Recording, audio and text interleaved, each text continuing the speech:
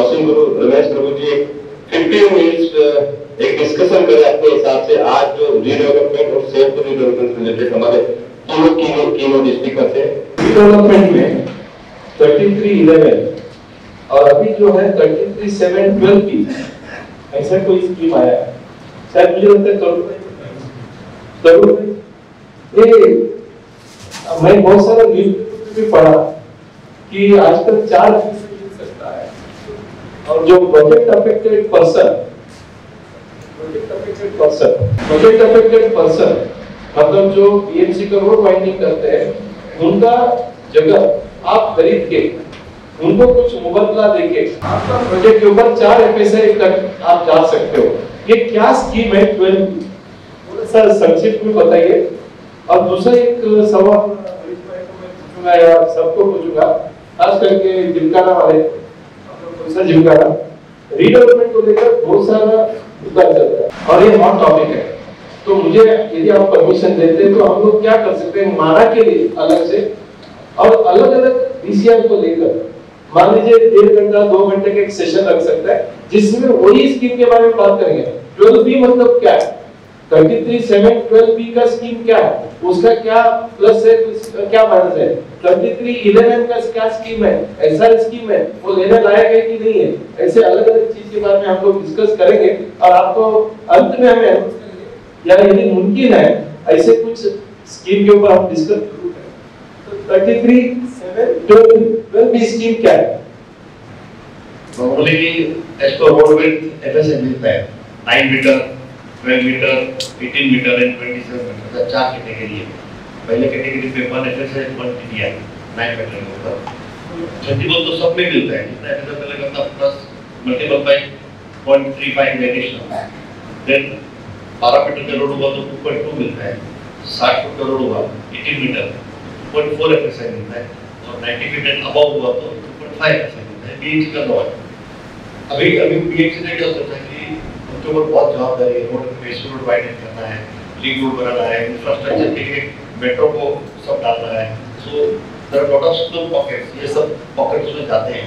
Ultimately उनका view ऐसा नहीं कि स्लम फ्री मुंबई बनाना है, तो they introduce one scheme.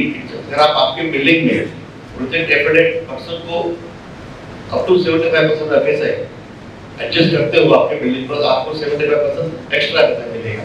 So you can go from 2.5 to 4 FSI 4 FSI. उसके लिए आपको क्या करना पड़ेगा, बोर्ड ऑफिस में जाना है, उसका लिस्ट बोर्ड ऑफिस का लिस्ट देगा, लिस्ट देगा कि इतना फ्लैट है हमारे पास, you have to purchase that much PAP from board office का अलॉटमेंट देगा, वो आपको आपकी बिल्डिंग में उतना फ्लैट देना है।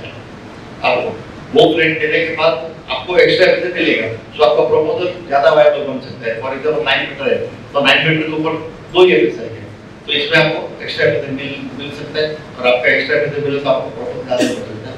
बट सेम टाइम थोड़ा वार्निंग भी दी है, इसमें बहुत कंप्लेंट भी आया है, लोकल कॉर्पोरेटर एमएलए ने बहुत कंप्लेंट किया है कि म्युनिसिपल ऑफिसर्स और डेवलपर्स ये सब फ्लैट बेच जाते हैं बाद में, उसको कंट्रोल नहीं है, तो वो फ्लैट बेचते हैं और अल्टीमेटली सेल में चला जाता है। बट जितना रिस्की है इसकी उतना ही रिस्की है। So instead of that you can adopt always 20B का 4 एफएसआई स्कीम है, 11 का 4 एफएसआई स्कीम है, 39 का 4 एफएसआई स्कीम है, depending on the width of the road and the area of the project. As far as possible you should adopt other scheme. ये scheme अगर कुछ भी नहीं करता है then you can go for this scheme. Okay, thank you very much. दूसरा सवाल है आपको सर, आपने बोला कि डेवलपमेंट में जा सकते हैं,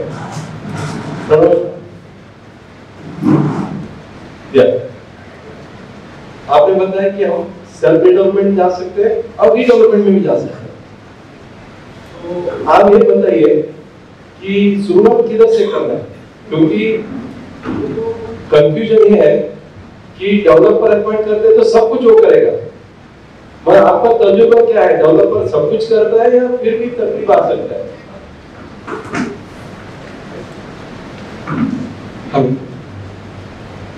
जैसे मैंने पहले 3 पॉइंट्स में बताया, सी रीडेवलपमेंट और सेल्फ डेवलपमेंट सबका पहला क्वेश्चन है, आप डिसाइड कैसे करोगे whether you should go for redevelopment और सेल्फ डेवलपमेंट? 3 पॉइंट। पहले तो This is my experience and share. पहले you should try for redevelopment. See, sale इतना easy नहीं है, except कि अगर आपके members में से कोई ऐसा person है जिसको इसका idea है या कोई builder है, who can guide you on that, तो एक चीज़ है. बाकी go for self redevelopment, एक proper redevelopment के लिए पहले try कीजिए builder के थ्रू. आपको अगर अच्छा ऑफर मिलता है आपके सोसाइटी में और अच्छा आप आगे बढ़ सकते हो तो why not go for redevelopment. In case आपका नहीं बैठ रहा है या कोई बिकॉज ऑफ लेसर रोडवेज या लोकेशन का इशू होने की वजह से अगर अंदर है कहीं पे तो अगर आपको लग रहा है कि नहीं रीडेवलपमेंट का हमको अच्छा ऑफर नहीं है तो you can even take a feasibility of self redevelopment where you should start by appointing a proper technical person. That is the most important thing. आप जब तक प्रॉपर टेक्निकल पर्सन अपॉइंट नहीं करोगे उसके अंदर तो वो ही आपको गाइड करेगा. जब आप डेवलपर अपॉइंट करते हो तो आपके पास वो पीएमसी आर्किटेक्ट रहता है कि कैसा डेवलपर अपॉइंट करना. लेकिन जब आप पीएमसी आर्किटेक्ट अपॉइंट करते हैं तो उसका बेसिक रूल जो मुझे लगता है इट इज वेरी सिंपल. जो प्रैक्टिसिंग पर्सन है whether is an architect engineer whatever आपको उनको देखना है, उनको चेक करना है और जिसको ये डे टू डे का नॉलेज है लेटेस्ट पॉलिसीज का based on that you appoint him, take his opinion and then decide whether you go for redevelopment और सेल्फ रीडेवलपमेंट. सबका दूसरा ओके नो प्रॉब्लम. एक सवाल हम बिल्डर से ले बीडीए का जो प्रेसिडेंट इधर बैठे हरीश जैन सर, सोसाइटी कैसे डिसाइड करेगी should they go for redevelopment और सेल्फ रीडेवलपमेंट?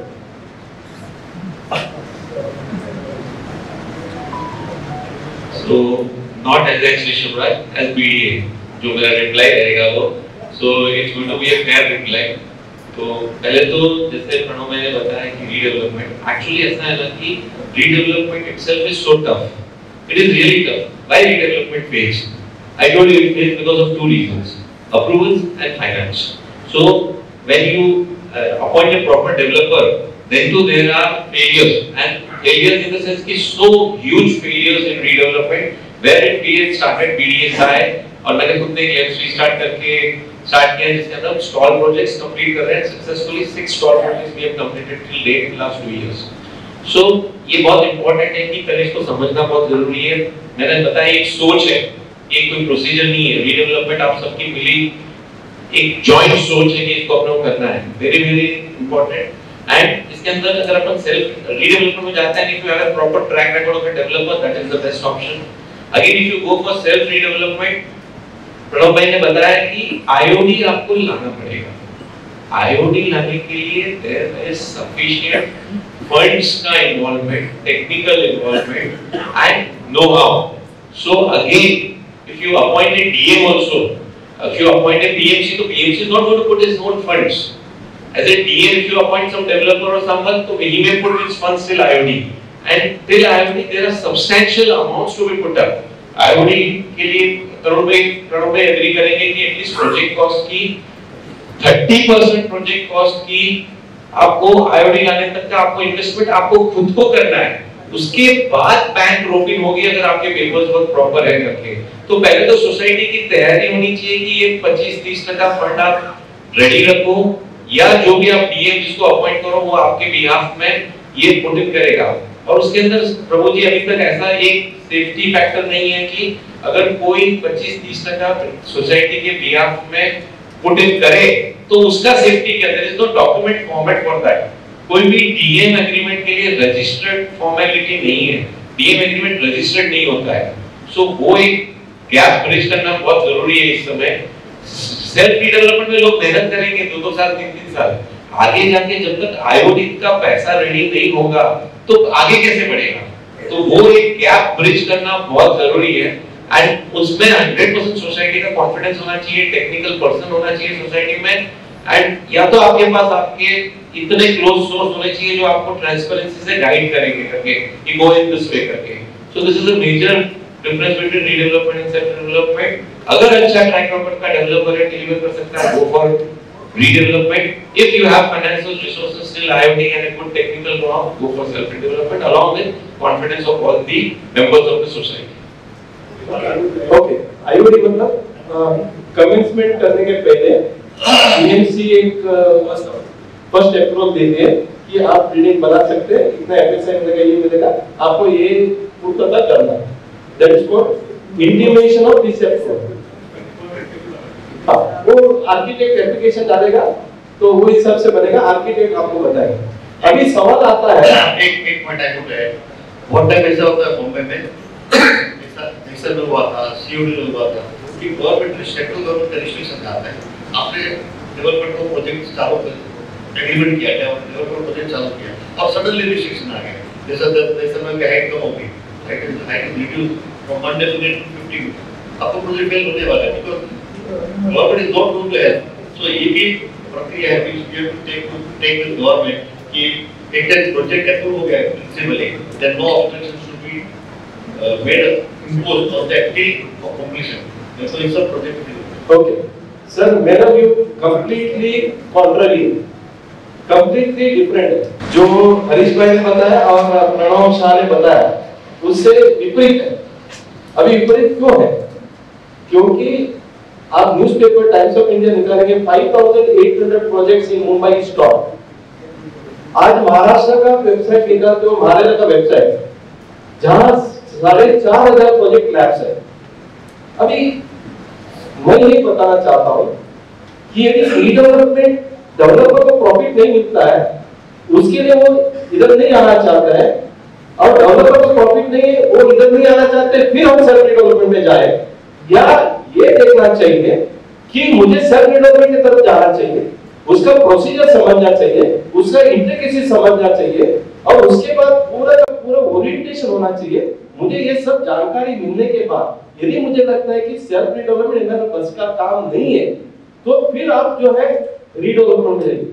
यदि आप रीडेवलपर को डेवलपमेंट एग्रीमेंट कर दिया, उसने 5 साल आपका एग्रीमेंट लेके काम नहीं किया, फिर उसको निकालना है, 15 साल आप कोर्ट कचहरी का जाओ, और फिर आपका घर टूट जाएगा, आपका C2 कैटेगरी हो जाएगा, C1 कैटेगरी हो जाएगा, फिर आप बेघर हो जाओगे, और वो डेवलपर फिर भी आपको ब्लैकमेल करेगा।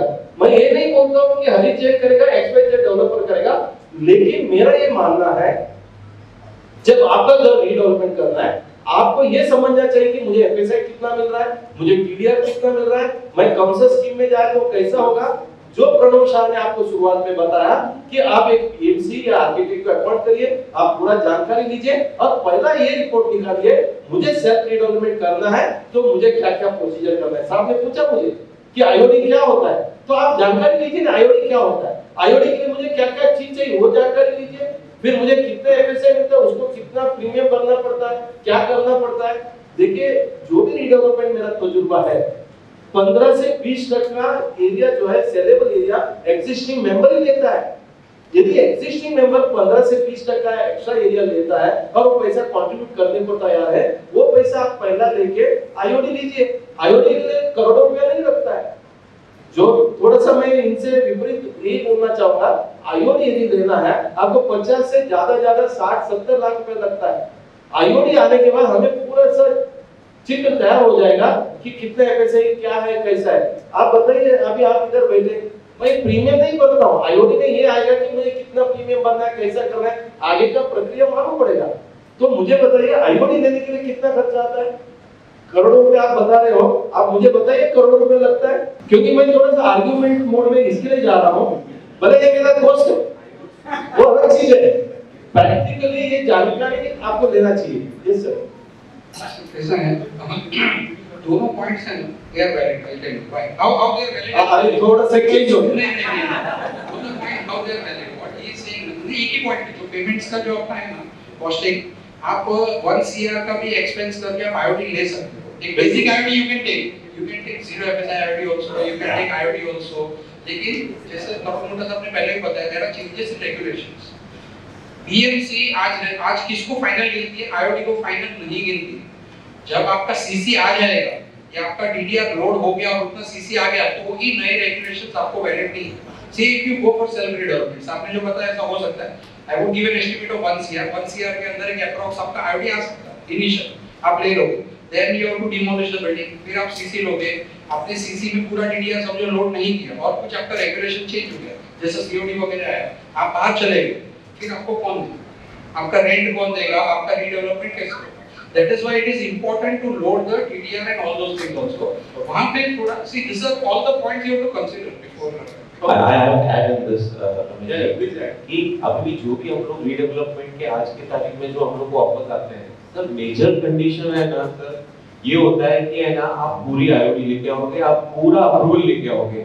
सो करोड़ रुपए में आप आईओडी लेके आओगे, करोड़ नहीं आप 50 लाख में लेके आओगे, आप छोटा प्रोजेक्ट है तो, क्योंकि स्क्रूटनी फीस और छोटे छोटे प्रीमियम्स भरने पड़ते हैं। लेकिन जब आप पूरी आईओडी लेके आते हो और पूरा कंसेशन लेके आते हो, जो प्रीलिमिनरी कंडीशन रीडेवलपमेंट का कि अगर आप पूरा अप्रूवल से पूरा लेके आओगे तो ही हमको आपको रीडेवलपमेंट देना है, जो बहुत मेजर फैक्टर है सक्सेसफुल रीडेवलपमेंट कंप्लीट करने का। तो वो अगर आपको पूरा करना है तो आप अगर प्रोजेक्ट में अगर 500 मीटर का भी प्रोजेक्ट है तो 6 से 7 लगेगा, और अगर 5000 मीटर का प्रोजेक्ट है तो उसके अंदर तो 50 करोड़ रुपए आपको अपफ्रंट लगता है। तो ऑलमोस्ट 50% ऑफ द कॉस्ट आपकी है ना अप्रूवल आप खाली करो उसके पहले लगती है। सो जहां जो ये प्रोजेक्ट अटके हुए हैं, पहले ये किसी ने ये नहीं किया कि कंसेशन आया हुआ है, सीसी आई है नहीं आई, लोगों को नॉलेज ही नहीं था, रेरा नहीं था। तो अभी ये होने की वजह से सब लोग का प्रीलिमिनरी कंडीशन है हम लोग को रीडेवलपमेंट की पूरा अप्रूवल लेके आओगे, ये अवेयरनेस हो गई। सो इतने मैं संक्षिप्त में यही बोलूंगा कि शुरुआत जो है आप फिजिबिलिटी रिपोर्ट बनाइए। फिजिबिलिटी रिपोर्ट में आप 2 फिजिबिलिटी रिपोर्ट निकालिए, एक डेवलपर के थ्रू जाता है तो हमें कितना एरिया मिल सकता है, कॉर्पस मिल सकता है और क्या क्या करना है। दूसरा फिजिबिलिटी आप निकालिए, सेल्फ रिडेवलपमेंट करना है तो कैसा होगा क्या होगा, और सेल्फ रिडेवलपमेंट की तरफ थोड़ा सा कदम आगे बढ़ाइए। मैं ये नहीं बोलता आप सेल्फ रिडेवलपमेंट करिए, please don't misunderstand. All developers are in favour of self redevelopment, ऐसा कुछ भी नहीं है। DM developer as in step होगा, as a developer will step in as a DM, so developer will also will support for self redevelopment. ऐसा नहीं है कि रीडेवलपमेंट बंद हो जाएगा, करने वाला तो डेवलपर ही है। So developer will step in as a DM. I am not against self redevelopment, we are more than happy, we are welcome, क्योंकि वो बैंक से फाइनेंस भी मिल जाएगा हम लोग को at less rate of interest. So we are in very much support of self redevelopment. It is nothing that we are not supporting self redevelopment, and it is very good that we are discussing in a healthy way. So some good conclusions may come out of this. नहीं, मेरा इतना ही बोलना है कि let us not go with one road, let us have an option. Option में आप थोड़ा सा डिस्कस करिए, एनी हाउ